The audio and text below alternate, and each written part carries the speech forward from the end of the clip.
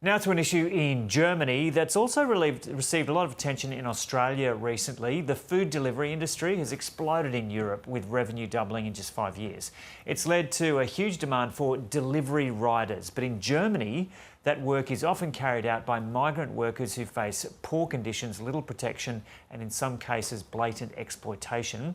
Deutsche Welle correspondent Kate Ferguson joins us now from Berlin. Kate, g'day. So give us an overview of the situation in Germany and the kind of conditions that riders there face.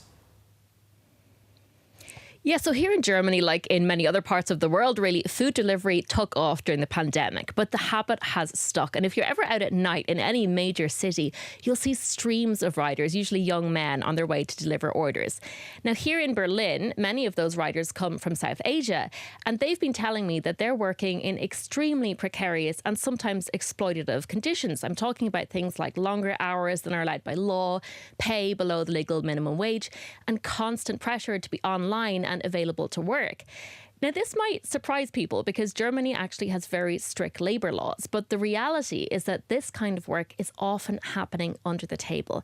Many riders aren't directly employed by these big food delivery platforms like Uber Eats or Volt, and instead they get their work through middlemen. Often they don't even know who they're communicating with, they just get a WhatsApp number. So without a paper trail, these workers have basically no chance of demanding their rights, and equally, authorities struggle to keep up with what's happening. Yeah, so as you mentioned, this kind of work carried out by migrants who come to Germany with high hopes of getting a stable, well-paid job. How do they end up in a situation like this?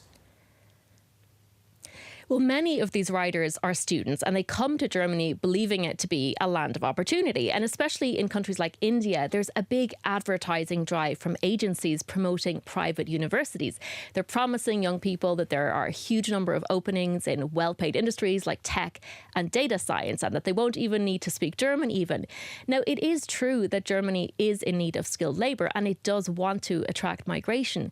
But unfortunately, the reality for many students when they actually arrive here can be quite different. Often they've borrowed great sums to get here in the first place, and then they're faced with the high cost of tuition fees and housing when they arrive.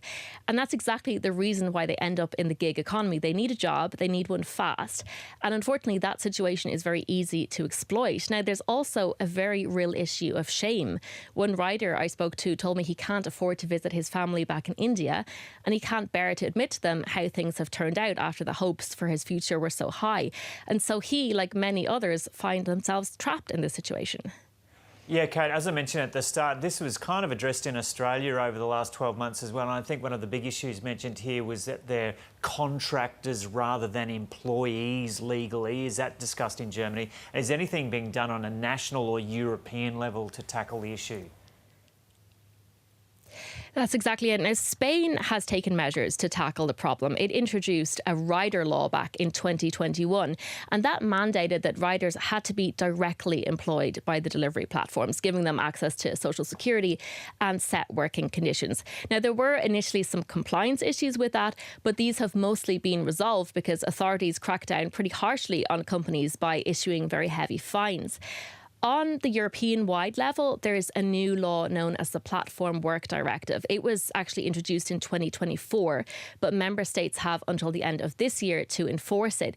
In theory, it gives workers the rights to hold the platforms themselves accountable for their working conditions, even if they're hired by middlemen. And it also requires companies to be transparent about the algorithms that they're using to monitor and track these workers. Now, that said, it remains to be seen how much authorities will be able to keep up with what's actually happening on the ground, because what this really is a clash between Europe's strong reputation for worker protection, but also the reality of this tech-driven global gig economy that's really hard to regulate. Yeah. OK, Kate Ferguson reporting there from Berlin.